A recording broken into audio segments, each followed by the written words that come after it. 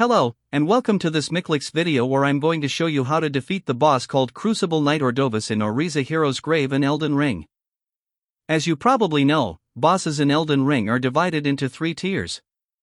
From lowest to highest, field bosses, greater enemy bosses and finally demigods and legends. Crucible Knight Ordovis is in the lowest tier, field bosses, and is the end boss of the Auriza Hero's Grave dungeon, which is located in the Capital Outskirts in Elden Ring.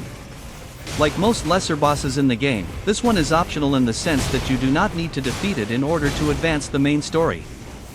These Hero's Grave type dungeons are always annoying with the huge chariots constantly trying to run you over, but this one felt longer and more challenging than most. Especially the part where I had to do a very precise jump while a chariot was rolling toward me at high speed was a bit stressful. And the basilisks and their stupid death blight. And more chariots. Overall, not my favorite dungeon so far. Anyway, if you have watched some of my previous videos featuring Crucible Knights, you will know that they are among my least favorite enemies in this game. Especially the variants using shields tend to be long and stressful fights for me. When I walked through the fog gate and discovered that it was not just a single named Crucible Knight, but a named Crucible Knight with an extra Crucible Knight for backup, the decision to call in some backup of my own in the form of Black Knife Tish was very easy for me. I'm a tiny little tarnished, I'm not going up against 2 huge brooding knights alone if I can avoid it. The boss itself is of the sword and shield variety, which I generally consider the most challenging, whereas the additional Crucible Knight only wields a spear and is significantly easier to lay some damage on in my experience, so I decided to try to let Tish keep the boss busy while I focused on disposing of his annoying little helper. Tish is great at many things, but holding aggro is not one of them, so of course I found myself at the pointy end of the boss's sword a few times while also having to try to avoid getting poked by a huge spear from his friend, but overall, it seemed to work fairly well and took a lot of stress out of the fight, so I won't fire Tish for allowing my own tender flesh to get a beating this time.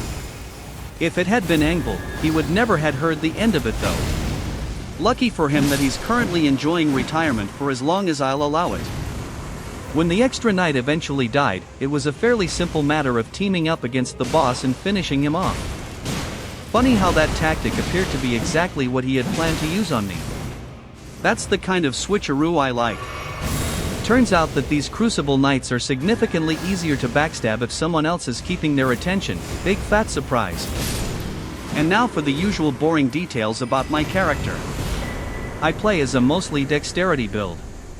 My melee weapon is the Guardian's Swordspear with keen affinity and Sacred Blade Ash of War. My ranged weapons are the Longbow and the Shortbow. My shield is the Great Turtle Shell, which I mostly wear for the stamina recovery. I was level 129 when this video was recorded. I think I'm probably a bit over-leveled for this content, but this dungeon and the boss fight felt reasonably challenging anyway. I'm always looking for the sweet spot where it's not mind-numbing easy mode, but also not so difficult that I will be stuck on the same boss for hours. Anyway, this is the end of this Crucible Knight Ordovis video. Thanks for watching.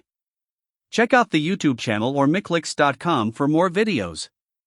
You could even consider being completely awesome by liking and subscribing. Until next time, have fun and happy gaming!